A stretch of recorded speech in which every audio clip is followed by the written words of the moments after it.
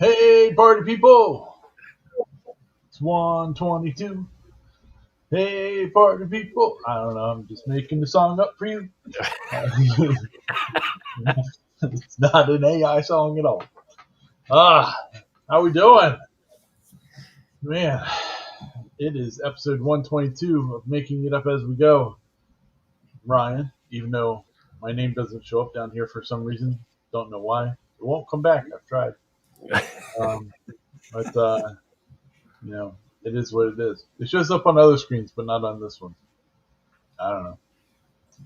Mr. Nameless. Sean, Mr. Paul, how you guys doing? Excellent. Believe it or not, I'm needing coffee tonight. I made the mistake of taking a nap before the show.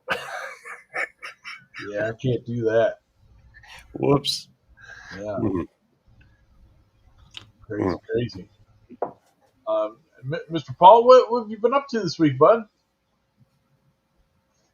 It's been a nice week in Michigan. Michigan won today. That's what I've been up to, watching They sure football. did. They almost lost. They should have lost. It was a crappy game, but they won. When I saw the score, it looked like they had it in hand. They were playing Northwestern, right? Yeah, and in the fourth quarter, they gave Northwestern the ball twice on interceptions, Ooh, oops. and Northwestern scored, and Michigan won in the last 2 seconds with a field goal. Oh wow. Oh wow, that's crazy. Very crazy. So other than that, as far as woodworking, 3D printing, lasering, nada.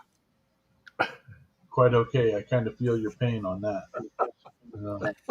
What about you, Sean? What have you been working on besides napping, checking out the inside of your eyelids? Oh, well, hey, the best part, though, is I woke up from the nap. See, that's the important part. Groggy, but I'm here. Yeah. Well, I've been playing with Fusion again. Yeah. And, I had our insulator sitting around, and I've seen these really cool valets. And then Jack in the shop made one. It's like, you know what? I got to make one too. Except I didn't use my CNC router. Cody, I apologize. But I went ahead and designed it up in Fusion. I was going to, throw a nice chunk of wood out on the router. It's like, you know what? I've got all these guys behind me. And my router, it's a flat surface. Yeah. Oh yeah. It's kind of occupied with a bunch of stuff. So Flat surface syndrome. Yeah. I came up with this. Oh, sweet. So I designed a valet tray in Fusion and then 3D printed it. I thought that was wood. Believe it or not, it's all 3D printed. Really? That's even better than I thought. I thought you did that on your CNC. No, believe it or not, all 3D printed. Wow. I'll get the file out there too, put it up for free or something. But yeah, it turned out. I'm really happy with it. It turned out really nice. It takes about 3.5 hours to print, and that's it. Not bad at all. No, and yeah, the light. I made the little groove for it. It's a little rough right now. Hold on. I didn't glue this piece in, but yeah, sweet and simple. And of course, had to tag it. There you go. Excellent. That's nice. So yeah, I did a little something.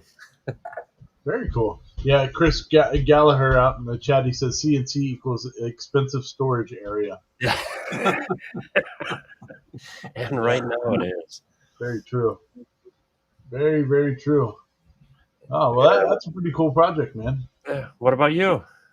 I've been working, well, of course, it's Christmas lights all day, every day.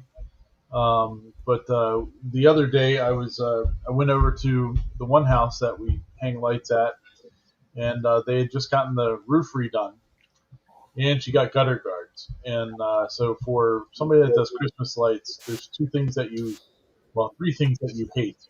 4 things. The list continues to grow. But the 2 of the items that you don't like are brand new roofs and gutter guards, because the combination of the 2, because the clips that you use to clip onto there don't really grab hold. Like, this is like a standard clip, and so you got to kind of push it up underneath the shingle up under where the gutter guard is, and Okay. really hold very well. So, And so I had gotten like 3/4 of the way done, and where I was at, the lights just kind of slipped a little bit, and oh, the whole way. And yeah, at that point, I was just like, "Well, I'm not putting that back up." So, but last year, I had started designing my own clip design, hmm and but little to find out, the circle where you put the bulb here is patented, and so that wasn't going to really work out. Which wouldn't matter if I sold the design to somebody or whatever. My main part is the clip portion itself is the important part to my design. But I decided that I would address this socket issue, and I designed a new one that it holds the the wire. instead.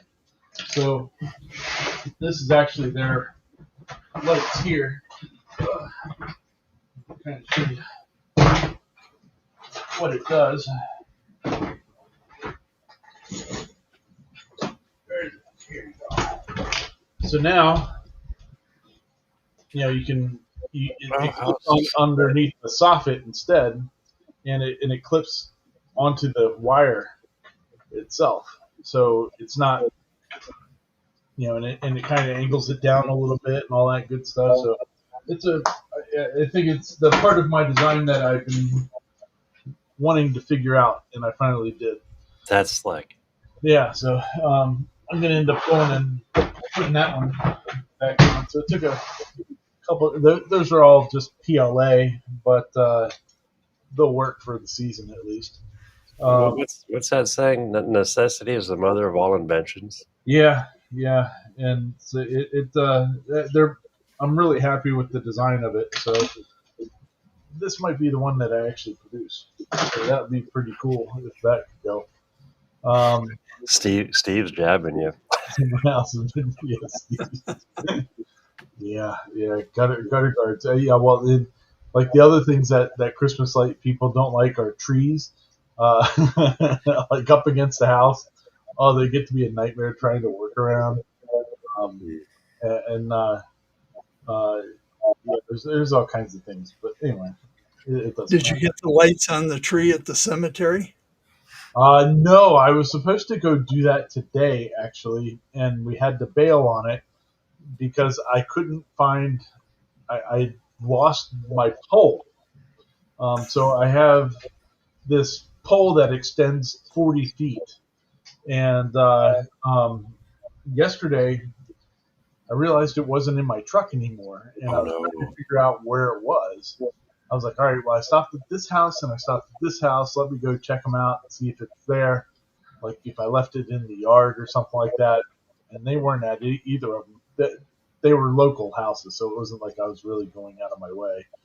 But so then this morning, we had to stop at the one house again because of I did a star for one of the trees, which will be a video that'll come out this week because I 3D printed portions of it, and the pole was there.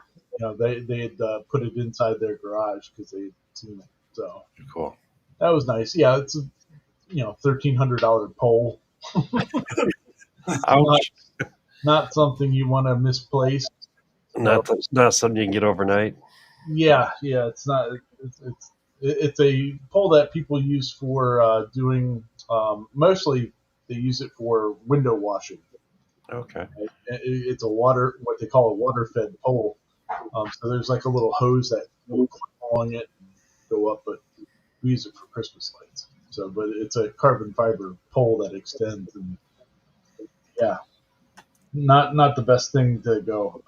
I need to buy another $1,300 pole. It's like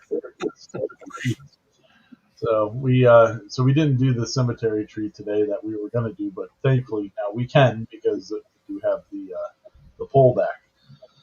But yeah. So anyway, we had an addition to the family today too. So Congrats. yeah, yeah.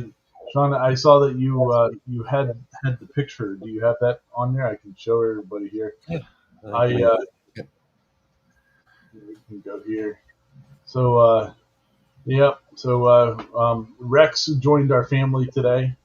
Um, Huh. uh, he's a shepherd rescue, and there was all the second start or second start rescue. It used to be called Shenandoah Shepherd Rescue. They bring all their dogs up from Texas up here to the East Coast, and Rex and his eight siblings, and mother were all dumped in these broken down Mercedes, I think it was, down there in Texas, or was it? I can't. I want to say that it was the mother that was dumped, and then she had all the puppies. Yeah, I believe that's correct. Yes. But like a week later, she had all the puppies when they rescued her. So yeah, they had eight puppies, and Rex was one of them. And um, we decided that it was time that we needed to add one back into the family, um, and all that good stuff. So yeah, so that's Rex. I've only got to spend like an hour or so with him this evening, but he's pretty cool. He's a cute little pup. Good looking. Good looking. Yeah. Big paws, man. He's gonna be a big dog, you know. But I didn't want any. I told my wife when we were considering getting a dog because we've known about Rex here for the last month, but we weren't sure that he was actually going to get here until today. So it, it was becoming more and more likely over the last 2 weeks or so, but they transported them up here today on their movement. So um, yeah, so hopefully our Sage, our other German Shepherd, she is enjoying him so far. I think she's wagging her tail a lot with him, and he's a kisser, and so that's pretty good. He's making sure that he shows her that he's the submissive one for the moment, anyway. So he's rolling over for her and Nope. doing the belly. Yep, you're the boss. So How old is he? like 10 weeks. 10 weeks. Yeah. It's going to be a big dog. Yeah, he's going to be a big boy. That's for sure. You see those skinny legs and those big old paws. Oh Yeah. yeah, Yeah. yeah. He's going to be a big fella. So yeah, the dopey look that we so on Facebook this evening I I put on there, at 50 I didn't think I'd be a father again, but it wasn't on my bingo card or something like that. Yeah, there it is. And I was like, here's Rex. It got a few people. They thought it was pretty funny.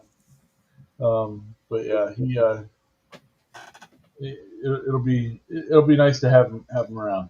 So, welcome to the family, Rex. But yeah, besides that, it's all been Christmas lights every day, all day.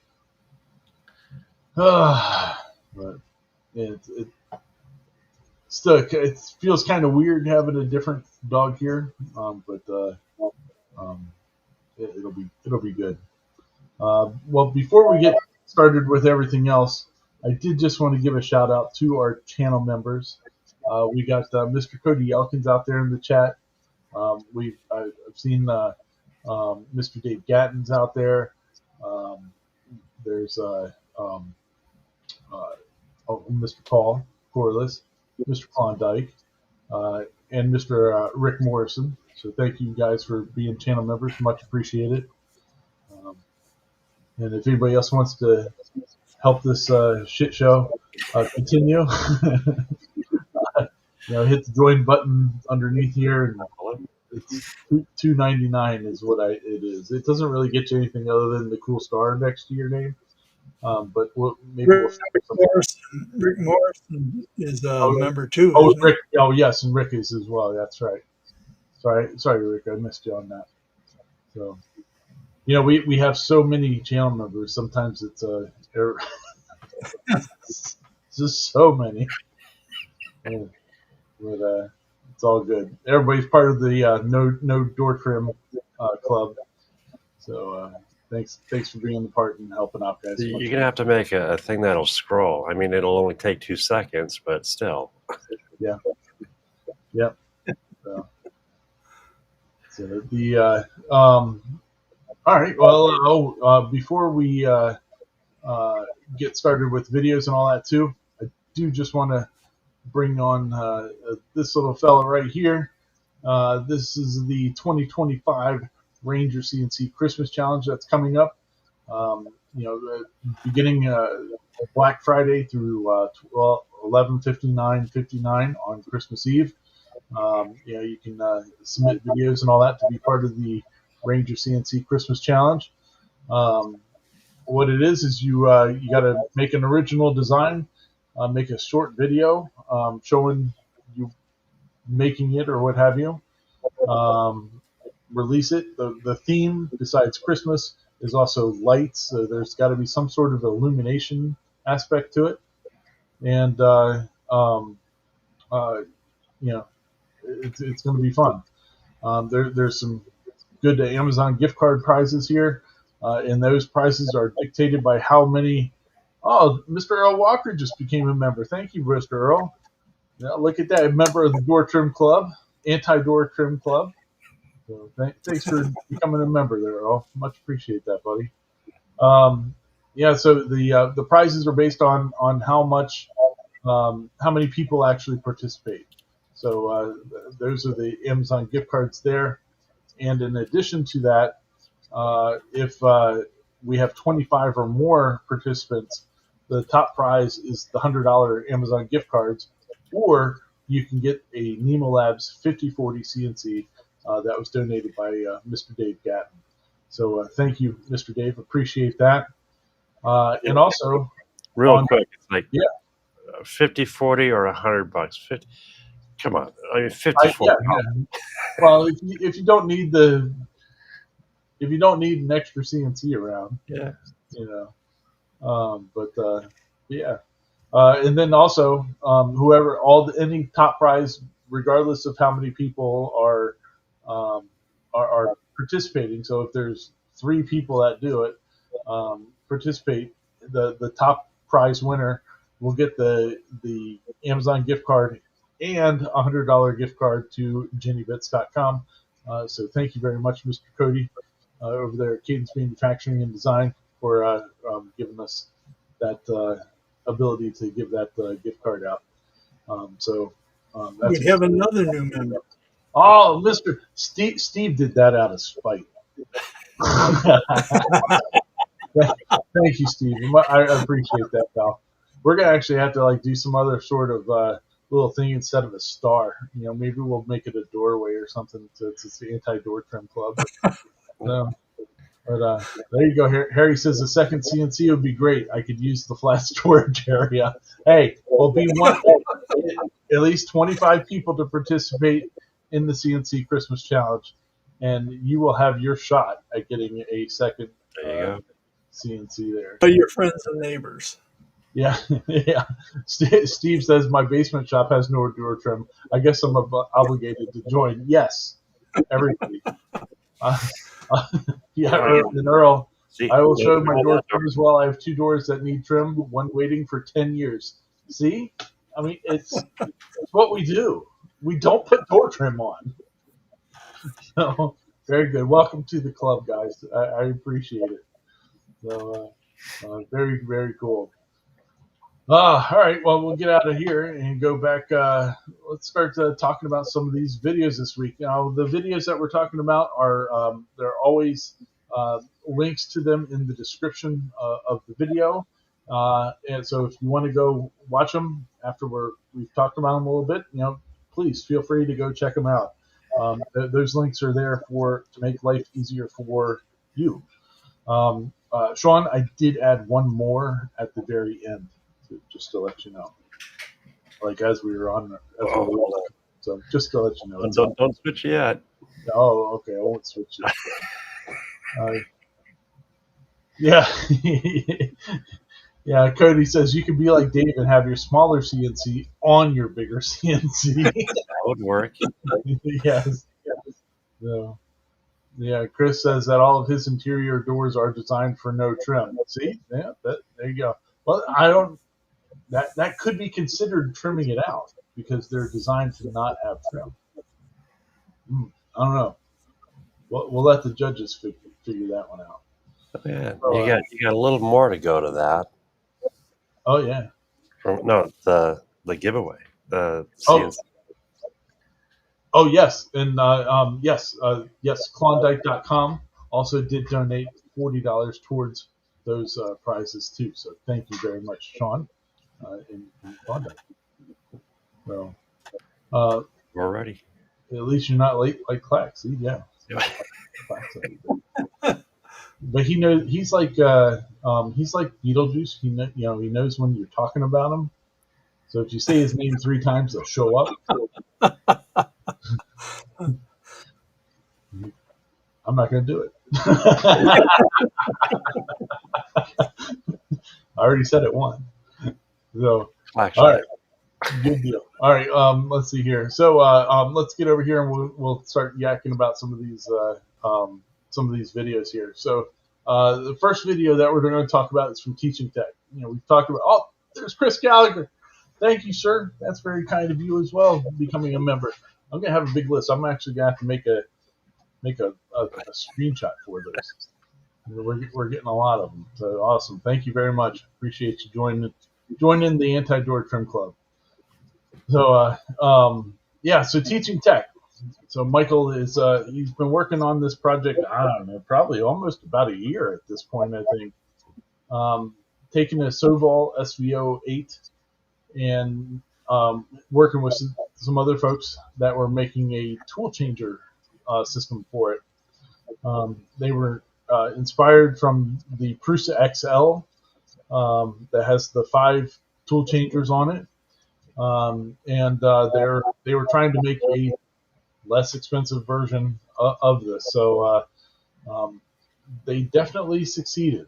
The SVO8 is not as large as the Prusa XL, but they've been able to make something that works, and it's pretty cool to be able to see it going and actually printing and all that good stuff. So Michael's done a bunch of videos on it, like on the progress of it and stuff like that, and it's all open source.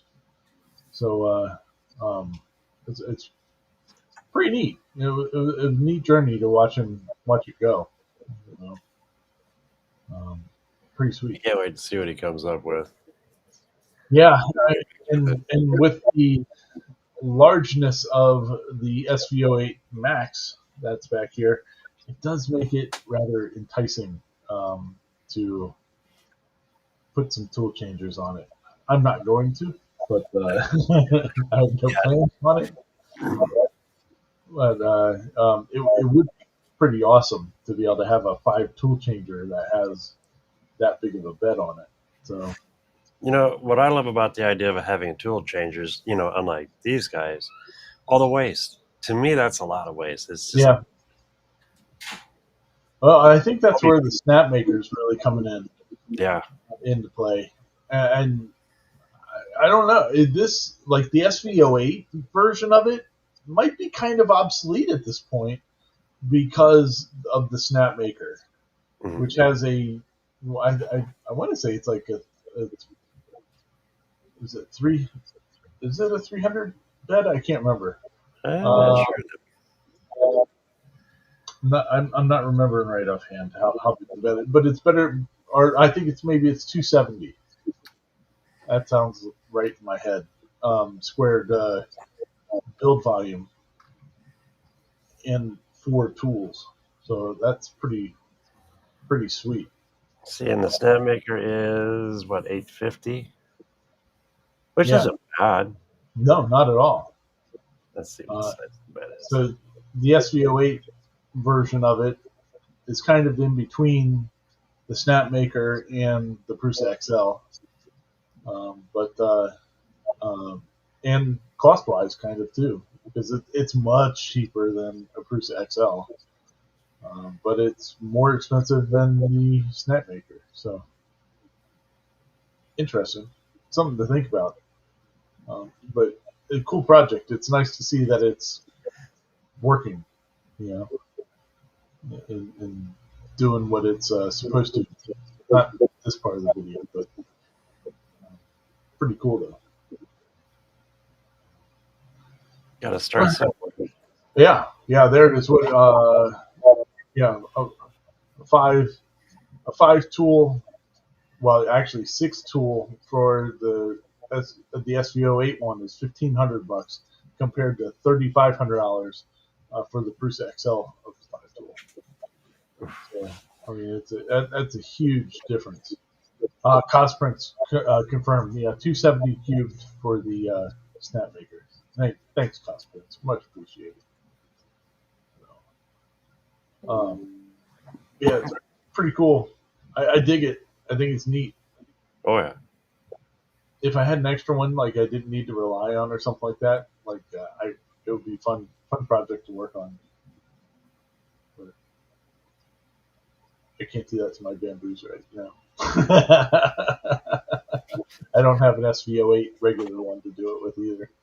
So I'm thinking the Snapmaker. That's not a bad price to think about it. No, not at all. No. And if I'm not mistaken, Earl out there in the chat is on the pre-order or on the Kickstarter for it.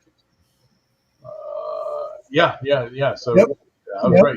Earl said by the end of in December. So probably in the next month he's going to get his. I'm very envious of that.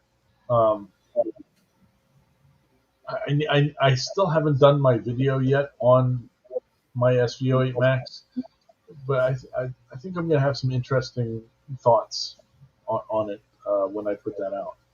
So, but it'll probably be another month before I put it out there. Yeah, I have enough Ender 3s to make it. Yeah, and you know what? There's another one that's like right near where I got to go to do some lights before Thanksgiving, and they're selling it for $25.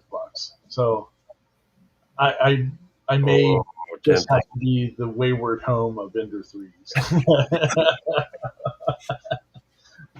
I should just I see it on Facebook Marketplace. And I've seen it there sitting there for a while. So I may just say, hey, look, I'll just give you $10. Give them a $20. I'll give them whatever they want. $25. Who cares? The extrusion and all that's worth it by itself, so that's fine. But yeah, we'll probably make the home for another Ender 3 at some point here. I'll just end up having a wall of Ender 3s, and it'll look like I'm all high dollar with all these printers. But they're all just these old Ender 3s that don't do anything. Printers. Yeah. Yeah, because I have 4 of them now. So yeah, I honestly have not printed one thing on an Ender 3 since I got that right there almost 2 years ago. But for some reason, I still want to save the Ender 3s. But Yeah, we still have one, but now it's tucked underneath the table gathering dust, Yeah. Yeah. and the rest are just all I pieced them out so I could store them. Yeah. Well, and uh, is it up there? No, the one I have one that's still fully put together. But there another one was turned into a Yeah, um, the heat press insert tool and all that stuff. So that's what I need to do. I need to make one of those. yeah, it's a fun one. Oh, there's Jerry out in the Hey, chat. Jerry. Welcome, sir. So all right, well we'll move on to the next thing here. We got Mandic Really. I think this is a new channel for him. And anybody that doesn't know anything about his background is that he's also a hot rod builder, or he used to be at least. SEMA was last week in good old Las Vegas. Speaking of Jerry, and anybody that doesn't know what SEMA is, it's a big show of like parts and convention stuff, and people bring all their crazy cars that have been built and display them and all this other stuff. Look at that! That thing's gorgeous. I just saw this. Now I miss my Z. Yeah, yeah, that thing's awesome. There were some really wild machines there. There was even I saw some videos of people that had these. Um, they were like dualies, but they were 6 wheel or a 6x6 dually trucks. Oh wow. I don't even know why you would want that or need to build that, but otherwise, just saying that you can. But it They was probably put up Christmas lights in tough areas. they could, and they wouldn't even have to get out of the truck to do so, because that thing was like a monster truck. But yeah, so he went out there to the shop or to the show. He was invited by Prusa because Prusa was showing stuff there at the show. But so he was showing a few things that other companies were um, showing at the show, including this scanner, which is like an updated version of one that he has, the Shining 3D um, scanner, which is pretty cool. It's wireless now. I guess the one that he has is wired. That's sweet. Yeah, but They've come a long ways. oh yeah, it would be really cool to have a 3D scanner. I think that's going to be in the next year. I think you're going to see a lot more lower priced, high capable 3D scanners. Um, but This is one thing I love about the 3D printing community and everything that's evolved from it. It's just you're finding it everywhere, not just the hobbyist 3D yeah, printing. You're finding it in automotive and in hobby or train and everything else. It's really cool. oh yeah, yeah, most definitely.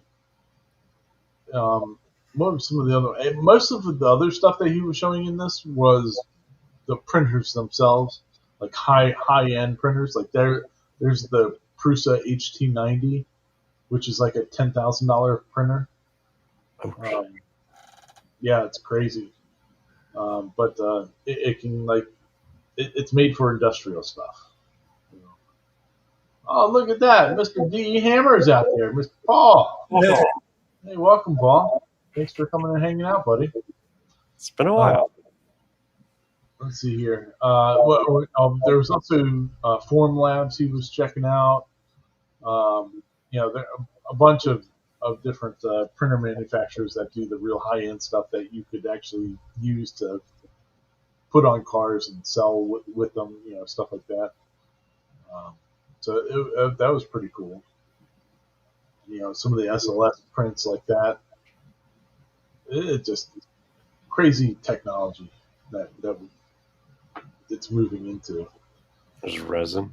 Yeah, giant resin printer. That thing had like a 350 millimeter wide vat. Oh, that's crazy. Yeah, 353 by 196 by 350. Oh, So, I'm not gonna lie, I'd love to have it, but man, feeding that sucker. right? Yeah, I mean it would. Well, But that, well, and it comes into a one of the things that I want to I will talk about in my video about the SVO8 Max is you got to have prints to fill that thing. hmm Like printing a button head on that machine right there is stupid. Like there's no reason for that.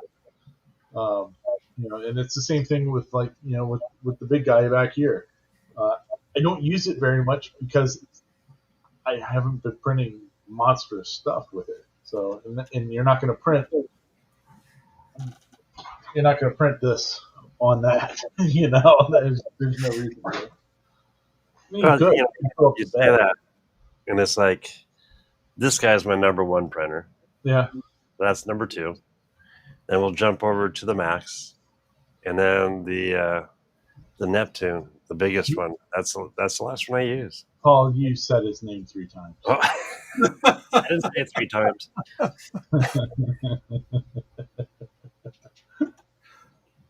Yeah. Yeah, there we go. Mr. Clackley, welcome, sir. Yeah, so pretty cool stuff showing up there. It's neat to see that our hobbies and stuff are showing up in other industries. Yeah, all over the board. Yeah, pretty cool. I still want a chocolate printer. Yeah, yeah. Well, see, it would be really cool to 3D print a car body or something like that with the Prusa stuff, and then have you bring the car to SEMA. That would be a fun trip. It would be a full 3D printed thing. That'd be pretty sweet. So, but yeah. So anyway, so that's pretty cool. All right, let's move on to the next one here. So this is Noran Raskin. We've never talked about him before. He's I guess he doesn't print very or post very much on YouTube, but this one came across my feed that he had made a wooden 3D printer like a year ago or so, and people on Reddit were saying, that great job, you've created a fire hazard. Whatever, people on Reddit don't know what they're doing. But anyway, so it's kind of funny because he tries to set it on fire. Uh-oh. And he does it. He's trying to burn all the pieces and stuff, and he's like, all right, well, it's got to stand 290 or 250 degrees Celsius. So he puts some tinfoil on it, and then hits it with the torch, trying to get it hot enough where it's not like flaming hot. And it was like melting the garbage tinfoil. So, but then he heats it all up here, and he gets it to burn a little bit, but not wild, fire or anything. You think about it, a lot of the early printers were, like the Cupcake and all those, the original MakerBot, those were all wood frame. Yeah, they were wooden frames, yeah. No, it's And I'll tell you what, the ones made out of the acrylic I think were more of a fire hazard than the wood. Yeah, probably were. But that's opinion. That's my opinion. Yeah. But yeah. It looks like it was like this thing is made out of MDF, is what it looks like to me. Yeah, the print bot. Yeah. Yeah. I said maker, yeah. So I think he was just in general just trying to get rid of this printer. And because he ends up just breaking it apart and throwing it into the little thing and setting it on fire and then cooking sausages. Yeah, but pretty funny, pretty interesting. So all right, well we'll move on then. We got Mr. Wesley Treat. We talk about Wesley once in a while. He's always making something cool. There's his cat Sputnik. The biggest thing that I found was interesting in here is that he lives in an apartment. I did not figure that based on his shop and all that, that he was an apartment dweller. But that's neither here nor there. He decided he needed to build his cat Sputnik a wall of things to do. So, which is a pretty cool design, especially if you rent somewhere. Um, the way that he did it, like he puts 3 holes into the wall to mount this board to, and then he's able to mount all the cat items to it and make it look cool.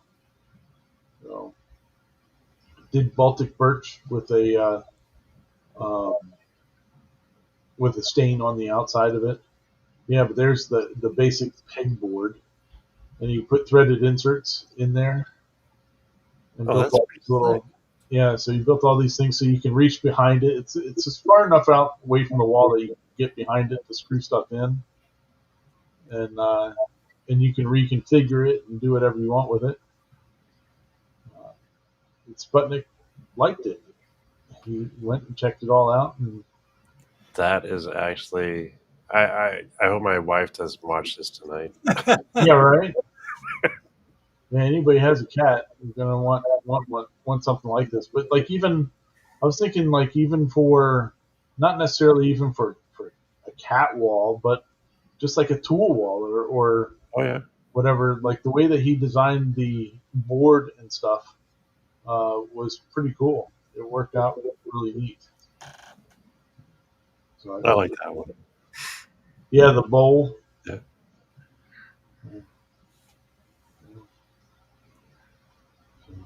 Pretty cool setup. I dig it. Sputnik digs it. So very cool stuff. All right, we'll keep on moving then. We got Functional Print Friday. We talk about him once in a while too. This week, while he was fixing blinds, which the blinds had a date code on the inside and they're 25 years old. So I don't probably should have just thrown them away. But he fixed them and they still work. But he's kind of like me. He likes has been using SketchUp forever and a day. I have SketchUp in layout and all that from that I use for doing my designs for solar stuff, and I'm using SketchUp 2015. So I'm, I'm using very old stuff. To where I can't even I built this new computer a couple months ago, Sean. I can't even put SketchUp on my SketchUp onto that. I have to keep my laptop Oh no way. because I can't move my SketchUp stuff over. Yeah, they don't give you the option anywhere to download it anymore. Not for 2015 anyway. But yeah, so anyway, he was moving to parametric design stuff. So he had like 3 choices basically, but he settled on Onshape. So have either of you guys used Onshape before? Can't say I have. It looks like he's used Fusion, um, but now so he wanted to try the Onshape, and it looks like it's pretty intuitive.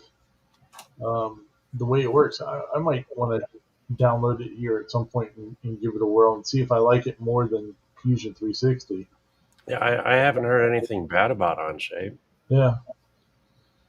Harry's saying that they use Onshape in his son's shop class. Okay, that's cool. Very cool. Yeah, and Steve, channel member Steve, says SketchUp users unite. Yes, we do love our SketchUp for sure. See, I haven't played much with SketchUp because I've dumped all my time into Fusion. Yeah, well, I use it because it was so easy to well, that's 3-dimensional design. I would do I would build houses and stuff like that in there, and put solar panels on the roof and all that, and I had that as a concept Okay. design for a customer or whatever. So Presentations. yeah, yeah. And then I would use it for, well, I wouldn't use SketchUp itself for it, but I would they had a package of like the pro stuff, which gave you some other programs like Layout is the one, and I use Layout to make all my plans and everything. Okay. Cool. Yeah. No. I paid $500 for that 13 years ago, and I'm not gonna let it go willingly. Well, nice thing is you paid for it and it's yours. Yeah. Yep. Well, yeah, it is until this laptop decides to completely, Oh yeah. and then I will lose it forever. There's got to be a way on transferring stuff over. I've tried. Looking for stuff, and they've wiped the internet of anything, any reference to being able to get the old stuff. So Remind me at the end of the show. yeah, I think it's like even 2017, which was like the last time before they went to an online model or something like that. Uh, you can't even get that one anymore. But you can do the ones that are like online based now, but I don't get Layout if I do that, so it's all good. Uh, Harry's saying there's also Zoo, which used to be called Kitty Cat. It's like Onshape that you can manipulate the shape with the GUI, but there's also a program like scripting language. Oh, okay, cool. Very cool.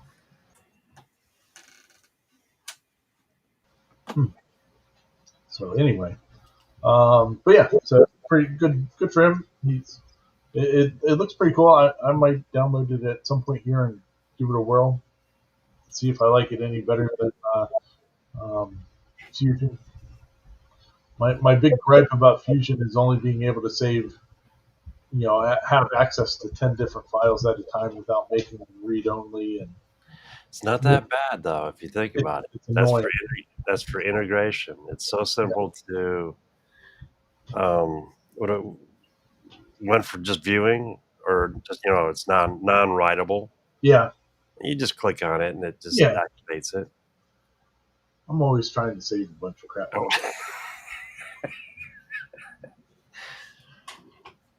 Yeah, that was the thing I had the problem with the other. Well, that's my current issue that I have with my new clip design, Mm. is that I didn't have an extra space available to save it, and I was tired, so I just left the computer on at night, No. and was like, all right, I'll clear something out in the morning and all that. Damn computer restarted. So I mean, I know my dimensions that I use for my clip, but I have to redo it.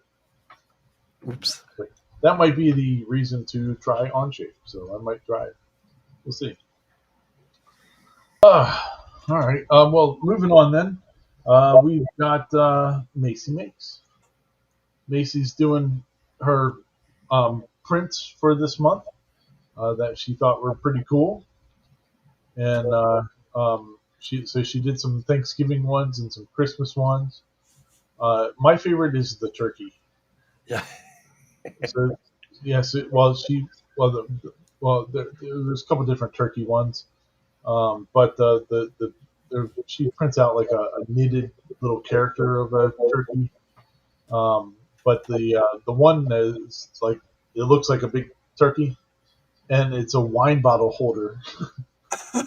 That's what's big. Okay, I was curious. No, because I think she's But they also show it with like filled with candy too, kind of like stuffing. that guy. Yeah, yeah, That one there's the wine holder. yeah. Huh. No, Okay. it's pretty cool. There it is. and some other floppy stuff. And then she printed out this Santa, that Santa right there. I don't think she liked that thing at all. she's complaining about how much the every like it's a multi-part print, so you don't have to have a color changing printer to do it. But she was like, every piece except for one had supports, and so if you're gonna have that, you might as well, just have done it as a multicolor print. Been done with it, but it's pretty cool. Yeah, there's the wonky part of the turkey. You can't I see was it. waiting for the wine bottle. Yeah. No, this is also a cool one there, the Grinch bowl. So that would be really cool to blow up if you could. Yeah, she had some cool stuff there. Anybody that has Bath and Body Works, that's what that's for. You can put the soap in there. Where are the giblets print to go with the turkey? Yeah, right. Yep, exactly, Chris. Exactly. So, Jack says, I'm still trying to give FreeCAD a shot. I did have to go back to Fusion today for 2 projects. Yeah, well, and I haven't. I think maybe I tried FreeCAD like just to mess around, and I did not. I wasn't really happy with it. But in Functional Print Friday, he's like, he kind of makes comments about it. He's like, forget it. Um, it just didn't seem like it was intuitive enough. Any of the videos that are out there on it are from like an older version, which is supposedly not even as good there.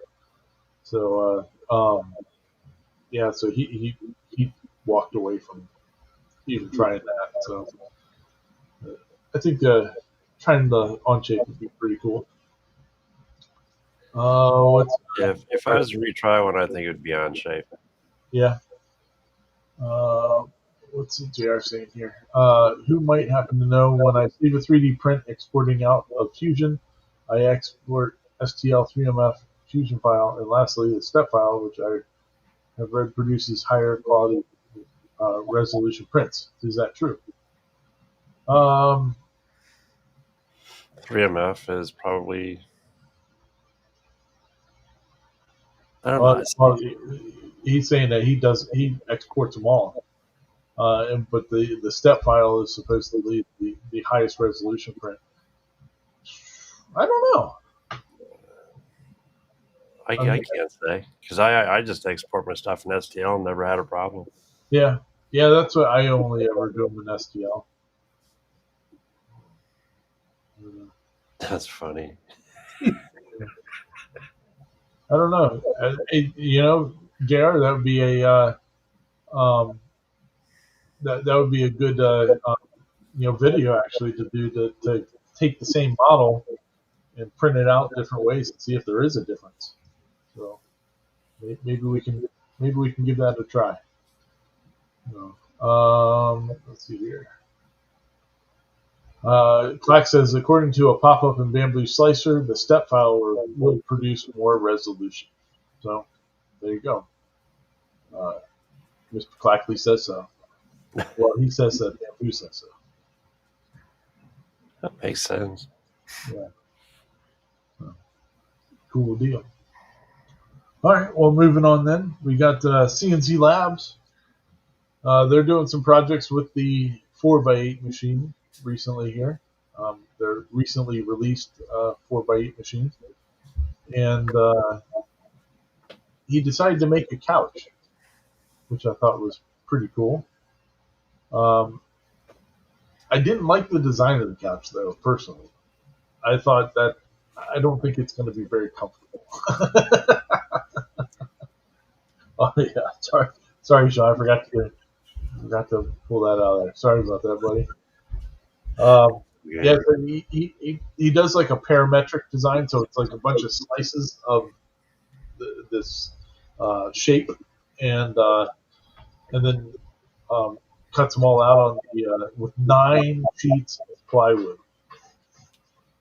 That's a lot of plywood.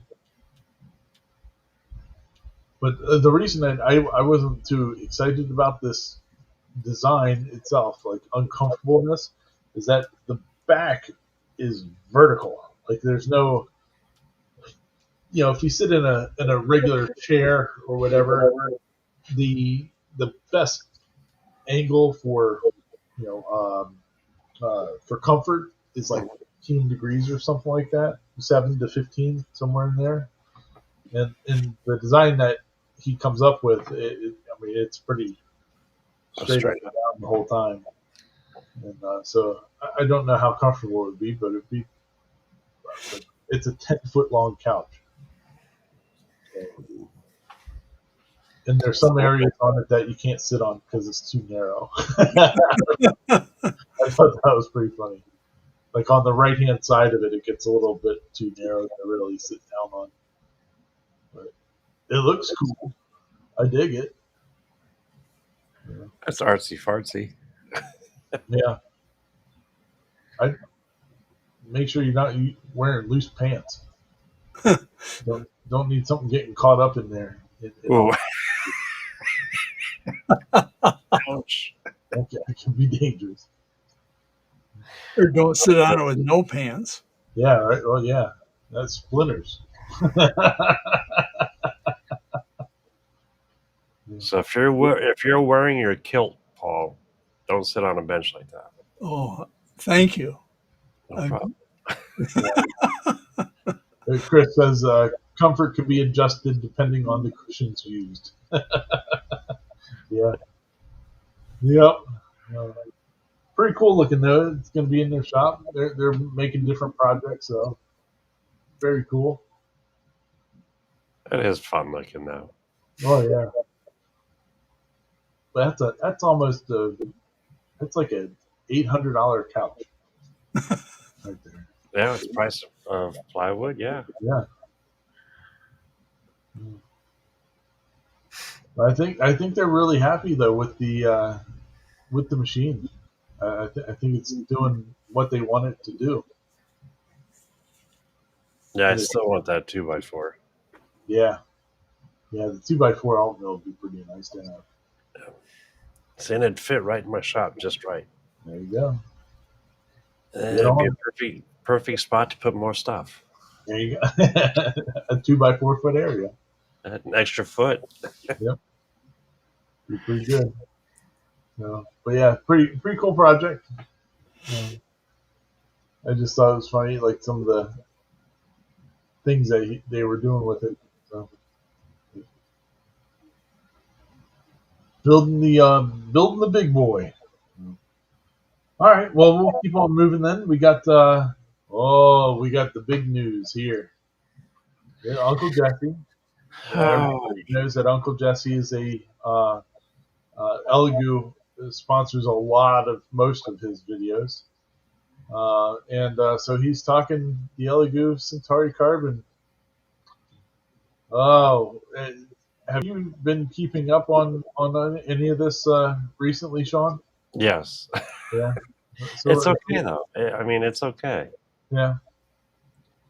So I guess there's a lot of. I guess they released a statement the other day saying that the color changing option that they wanted to put out for the Centauri Carbon is indefinitely delayed, I think is the wording that I saw. They don't know how long it is going to take, but they were originally promising a color change option for the Centauri Carbon third quarter of this year, so which has now come and gone. But I don't know. It sounds like to me, from what I've heard on this thing, is that the board that they put into the Centauri Carbon it doesn't have enough power to run a multi-change thing. Yes, JR, the Carbon is the $300 printer. Yeah. See, and that's what makes it. I'm happy with mine. And mine was the first. I think it's a great one color printer, and yeah. I mean, everybody loves it, but a lot of people bought it with the intention of that they were putting out a multicolored thing. See, and I'll be honest, it's like mine. I was thinking the same thing. It's going to be cool. But when the second iteration came out and mine didn't have the plugs or the areas, to plug in Yeah. amps or anything of that nature, I kind of knew I was out. So, it is what it is. But again, for $300, Oh yeah. I'm happy with it. What a fantastic machine. Yeah. Well, now they've come out with, well, at least in China, they've come out with the Centauri Carbon 2, which does have the multicolor. That's the V2. Yeah. Yeah, and so I guess one thing that Jesse was kind of saying in here is, like, if they're going to put out a kit or something like that to make it multicolor, they're probably you're going to have to just replace all the electronics. Like, the board is going to have to go to the one that they're probably using in the Centauri Carbon 2. Yeah. Oh, Kenneth is saying, later they post on Facebook that they haven't abandoned it yet, but Right. yeah, they're running loyalty deals. Yeah. So like and so have you claimed your thing yet for the Centauri Carbon? I haven't. I should. Yeah. So Because I was one of the first ones to get it. yeah. So they said you can get what it's like if you buy $100 of stuff from them, you get $50 off. Yep. Or like an $80 credit towards another machine or something like that. And then there was a third option. I forget what the third option was. I'll have to go look. Yeah, but yeah, well, yeah, Kenneth. Yeah, there are third party options out there that you could run with it. So I still think they're going to come out with one.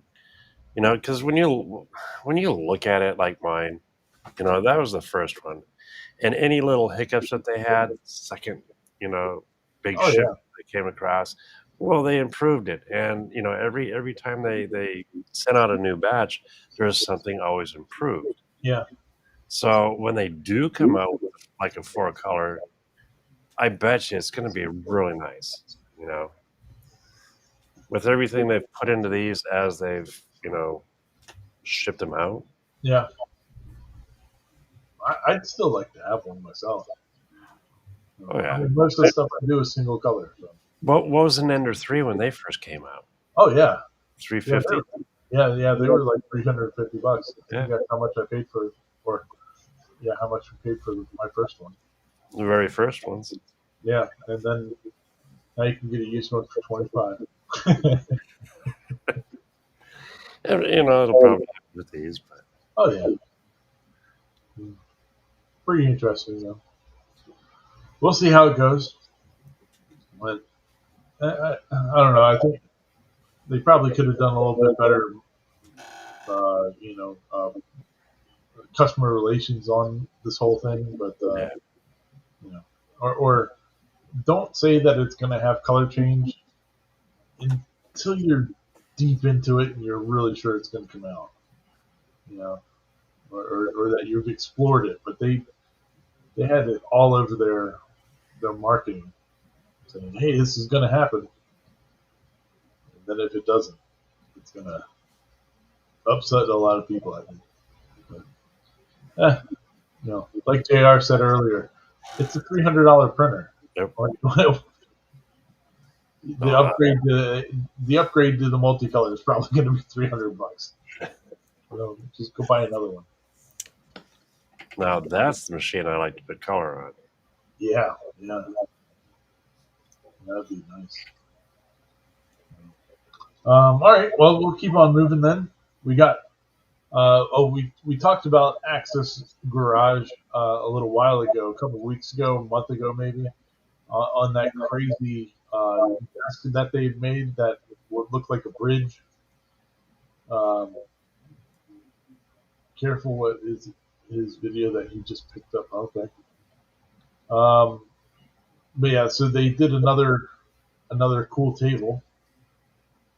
In this one, Paul, you should be you had your cutting it close maze project that you did. Mm-hmm. This is a maze table, Huh.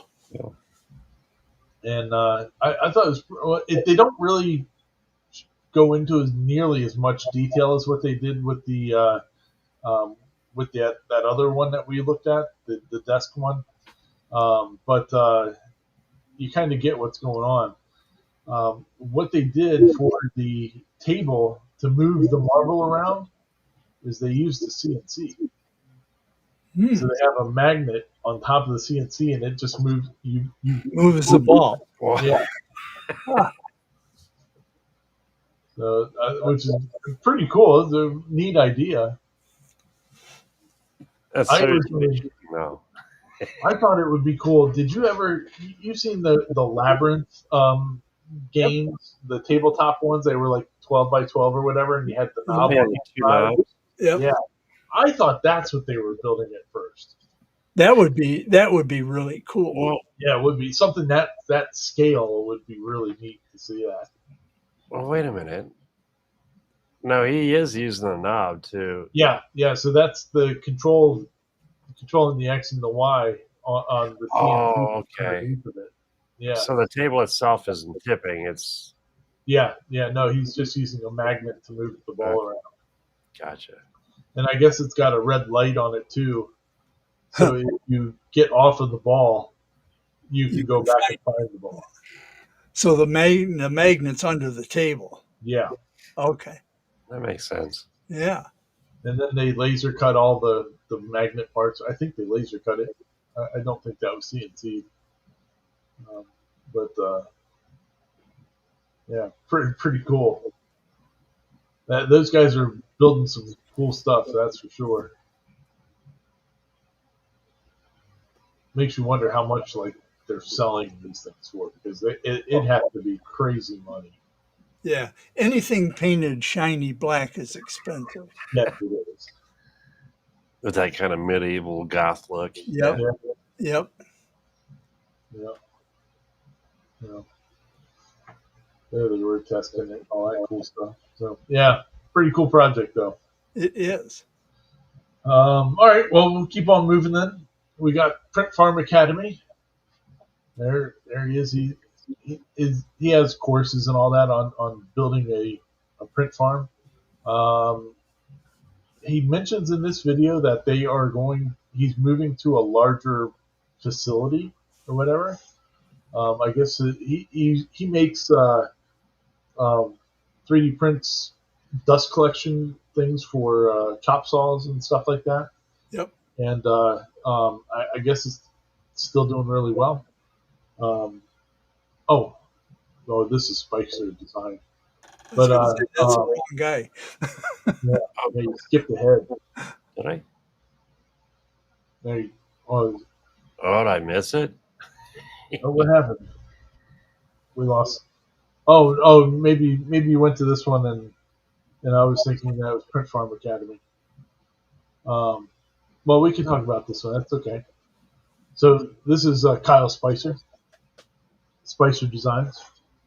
He's got an X-Tool P3, and they said that it'll cut. It's what I want to say it's 80-watt laser in there, but they said it'll cut through 3/4 inch cherry in one pass. Wow. So he wanted to check it out and cut it out or cut something with it. So he cut out a machine logo. That's like the catchphrase on his channel. Every time that he says machine, it's machine. So it does it. It cuts through it. The thing I found I wanted to talk about with you guys on this video in particular was what he says Xtool gave him the settings for it. And so the settings that he was told, so this is a CO2 tube laser. They tell him to cut it 100% power. On a CO2? And I went, what? I think it's at like 6 millimeters a second or something like that. So I mean, it's cutting pretty slow, but so and yeah, it does cut through the whole thing with a little persuasion for a couple pieces. But yeah, I said to him in his comment section, I said, uh, are they derating the laser already? And you're cutting it like, because you're not supposed to cut with a CO2 laser over 80% power. Right. That's already shortening the lifespan of the laser. So I wonder what their 100% really is. Uh, so I thought that was an interesting thing. Let's see here, That makes sense. on it. X-Tool generally throttles their machines on the back end. You can't max out the machine if you even try. So that's what I was kind of thinking. I was figuring that their 100% power was 80% maximum, go for it to preserve tube life. But I just found it interesting that they were like, "Yep, send it 100% power." Yeah, Yeah. I don't even push mine that. yeah, Well, right. mine aren't throttled, which it's a cool idea that X-Tool does that though. Yeah, I mean, I would 100% of what they will allow it to run. So yeah, so I mean, which it's kind of what I was guessing with that class, is that that's what they were doing. Um, with JR saying, I'm probably going to wear out my lasers, but if they didn't want me to pick 100%, they shouldn't allow it as an option. Hell yeah. I think all of them are derated. Yeah. I don't doubt that they are. Well, in most cases. I've never, on my mod port, I've never run it that hot, so I don't know.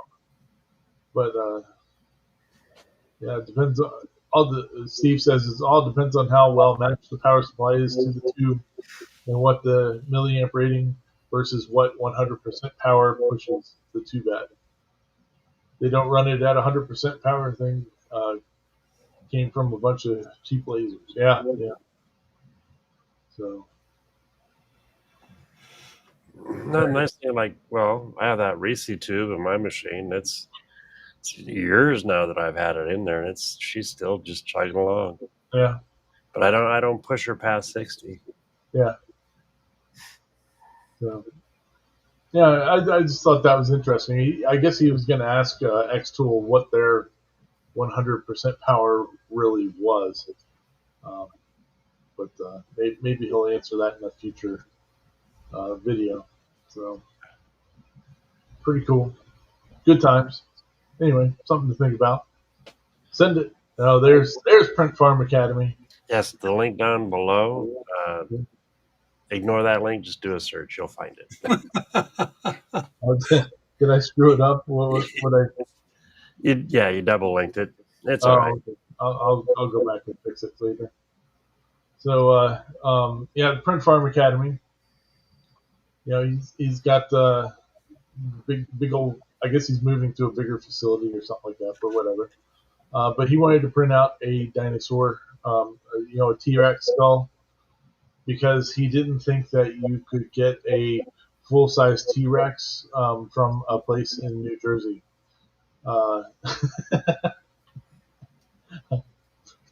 People are picking up their dinosaurs. Oh. Remember we were talking about that a couple weeks ago? I was going to say, did you get yours? No, I did not buy a dinosaur. But people evidently are able to pick them up at this point. So he did a juvenile T-Rex, which is about 4 feet long. Smokes. How much? I think he used about 17 kilograms of filament, if I'm not mistaken. Something like that. So 34 pounds? That's a big skull. Because he only did it at like 10% infill. So it's not like you could really make it any lighter than what it was. But yeah, pretty awesome. It would be fun to have one of those. He did all the cutting and slicing up in the in Bamboo Studio. So I'm waiting for him to do some videos on that Wazer water jet that he's got sitting in the shop. Yeah. Yeah, all of his kids were doing that 6-7 thing. I think all parents are kind of feeling the pain right now, whatever that is. I don't think anybody understands it. You know, but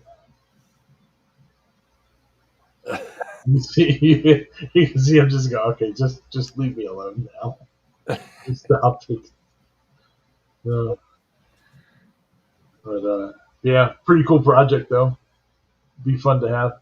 He thought about filling in all the gaps and all that, but then he was like, yeah, it's kind of cool having it with any of the gaps and all that to really put out that it was 3D printed. That thing is crazy. My daughter printed a nice. I mean, it's pretty big, and it fell over and busted the jaw. So now it's out by the step. It's kind of fun. Yeah. Pretty cool. Fun project though. Very fun. Yes, Kenneth. I know if I could get a filament sponsorship, and I've tried. It's not happening. Yeah. Because there's some really cool projects that I want to do, but I need help. I need filament help with getting them done. There's one that will require me to reorganize the office here. That because it's a wall mounted thing, and yeah, it's going to require like 25 kilograms of filament. I think you're right. I think you're right, Cody. Yes. Yeah, Cody. Yeah, 6'7" as an 8675309. That's right. Nice. Yeah, he only had 5%. Steve said he just needs 100 channel members to buy the filament. Yep. Yeah. Well, we need more than 100 people to watch this stupid show. It's good times. But yeah, fun, cool project. It'll be neat to have something that giant just hanging out in the shop. In the meantime, I've got Grogu, so he's hiding out in the Max right now. So, all right, well, we got one more left here. As the he's down in the chat, Mr. JR, Trade Skillers Anonymous, making something that I will not show my wife.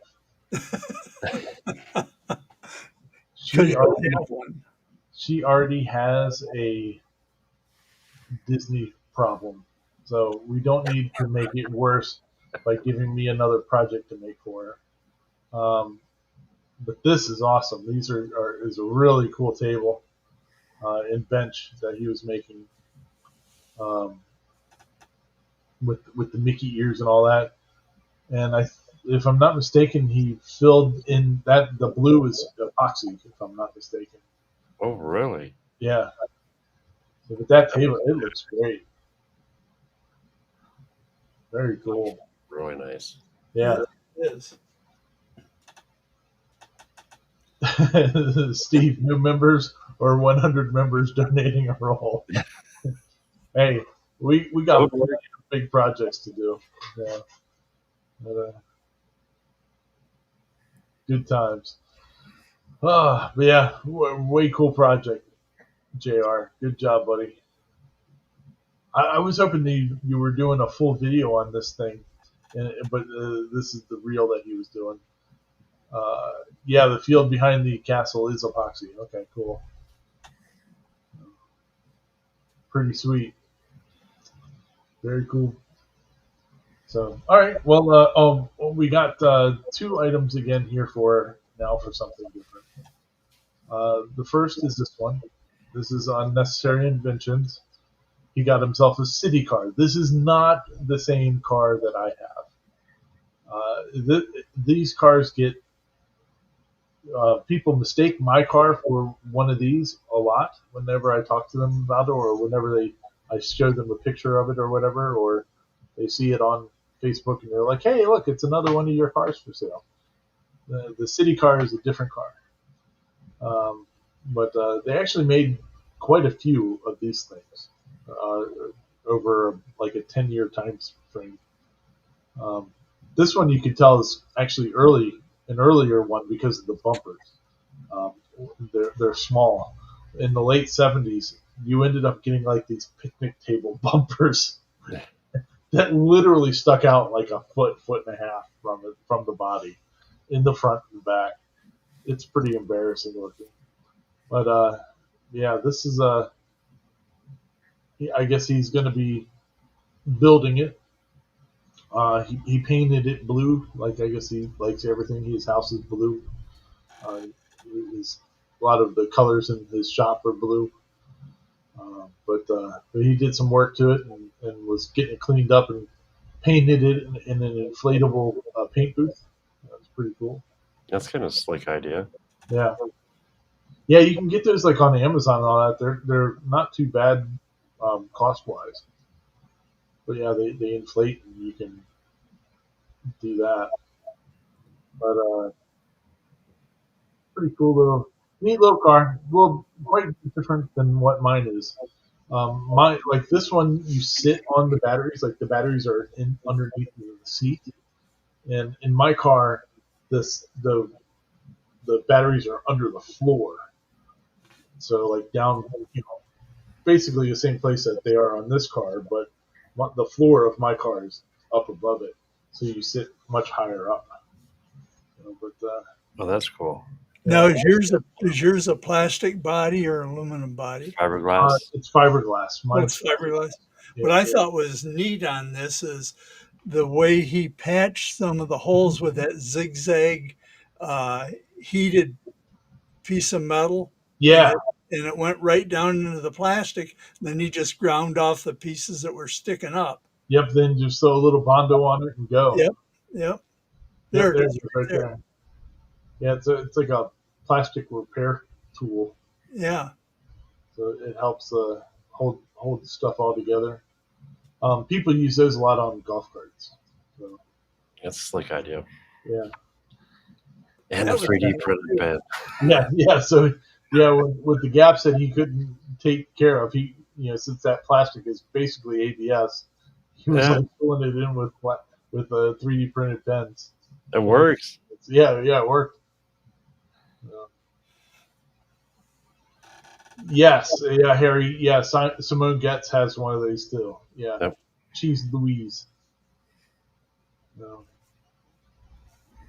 Simone also has a Tesla that she named Truckla. She cut the back out. Yeah, she took a Model 3 and made it into a truck. Yeah, look at it. How much time would that have taken? Oof. It's pretty slick though. Yeah, it worked. Yeah, his body work didn't come out that bad. No, not at all. That body on that thing was in rough shape. I'm glad mine wasn't in rough shape. The body on mine was pretty perfect. That turned out nice. Yeah. I'm sure one of these golf cart manufacturers will send him a battery and motor and controller and all that stuff, and he'll have that thing doing like 45 miles an hour. Yeah. But, cool. The other one is this crazy shit.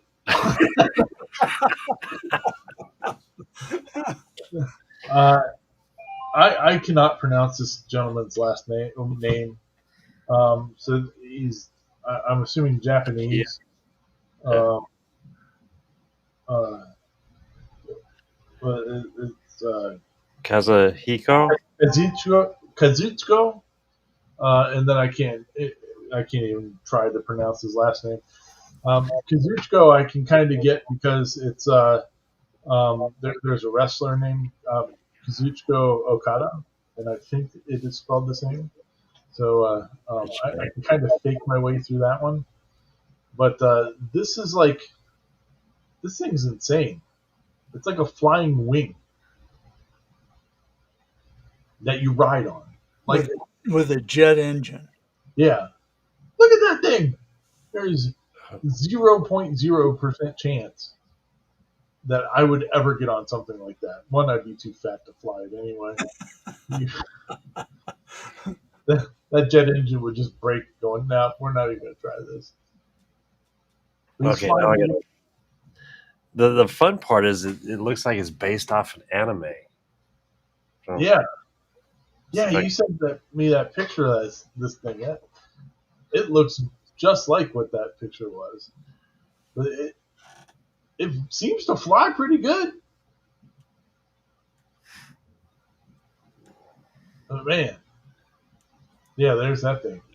That looks just like it. Except for it's not some young lady standing on top of it. but it's got the rails and everything. Blow you off. Yeah, look at it. It's got to be pretty cool to fly, but I no. That's a big old nope from me. I don't know what good that helmet would do him. It's zero. Yeah. It's like seatbelts on an airplane. Like, yeah, no, it's not going to help do anything. So I'm looking for the parachute. Oh, he's too low to the ground for that to do any good too. Well, and he's strapped into this thing. He's not escaping. Yeah. Oh no! Yeah. If it went bad, it's going to go bad. But, well, it's going to go bad so fast you wouldn't even know it went bad. Oh yeah, that'd be okay then. Yeah, yeah.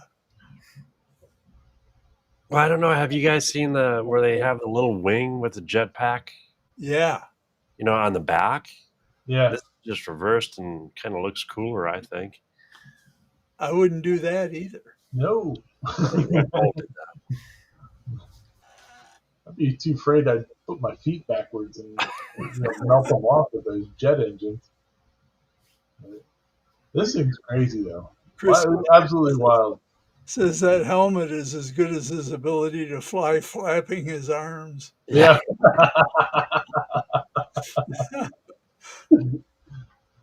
Yeah, that's good.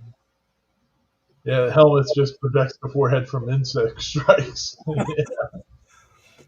But like the neat thing is when he lands it, he does a really good job landing it. Yeah, really smooth. Yeah, here he's coming in, and it seems like it's really smooth anyway. Lands in a field somewhere. It's a long runway. Yeah. I wonder what his pucker factor was in this thing. I don't know if I'd be able to poop for a week. Like just knowing that I'm going to go try to fly this thing. There he goes. Lands it. See, with my luck, that wheel would dig in and do a flip on me. Yeah. He's going, oh, thank you. Thank you for letting me land. I'd get off that thing and kiss the ground. Yeah. Yeah, that thing's pretty wild. Yeah, I guess there's there's another. Yeah, this was 8 years ago. Different wing, though. A little bit different on the wing. Yeah. No thanks. Look at that thing. I start banging that thing off the ground. Nope, don't think so.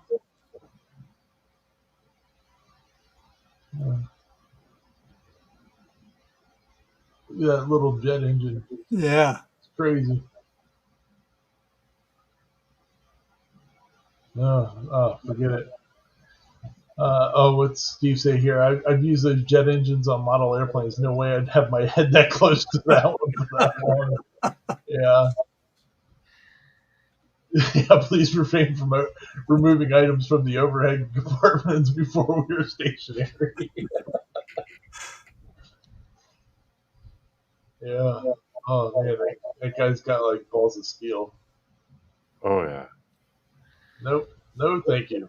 I'd rather step into a ring with Mike Tyson. He's trying to hold the thing back. What are you doing? That's crazy. Let's rush the double here. Let's just try to hold it, not anchor it to a tree or anything. Wow, that's crazy. Nope, no, thank you. Not gonna happen. Oh, yeah, good for him for trying it out. I mean, I've built some dumb shit that people said you should not be riding that, and in my case, they were definitely correct. I should not have been riding it. So, that's pretty wild. That's pretty cool. Pretty wild. All right, well, let's get back to normal here. And we've been yakking on for what, an hour and a half now. Holy cow! So yeah, they're the ultimate leaf blowers. That's right, Steve. That they are. It's like I'm almost surprised that Colin Furze hasn't built something like that before. But maybe he's got enough sense not to. I mean, he's built rocket powered all kinds of crap. So, oh, crazy. But yeah, so yeah, that's all of our videos for this week. Pretty fun, exciting, hopefully informative for something, and everybody will find something that they would enjoy and go check out. So we're gonna keep at it and be back next week and do more. Uh, Mr. Corliss, you got anything else for us this week? Yeah, if you don't have trim on your doors, join the Cool Kids Club. If you do have trim on your doors, rip some off and join the Cool Kids Oh Club. yeah. There you go, Paul. You see the F-35 RC plane with the jet that can turn 90 degrees. Apparently, you can 3D print the entire mechanism. Oh wow, that's pretty crazy. That's pretty wild. Rick Morrison says more. You definitely will.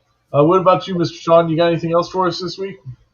Oh, have a wonderful weekend. Be kind. Definitely be kind. If you feel grumpy, have a beer. Maybe that might help. It definitely could. Yeah, stay on track. Wednesday morning. If you're not doing it, come hang out. Talk a little bit of trains and yeah, have some fun. A little coffee. Yep, But yeah, other than that, and you, Ryan? Well, we've had Stephen Clack out in the chat. They have their show on Sunday nights at 8 o'clock Eastern, and we had Jerry out there too. He's got his show on Saturday afternoons.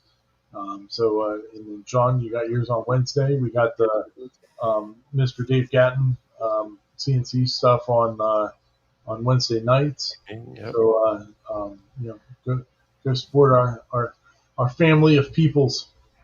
Wednesday's a good day to hang out. Heck yeah. Good times.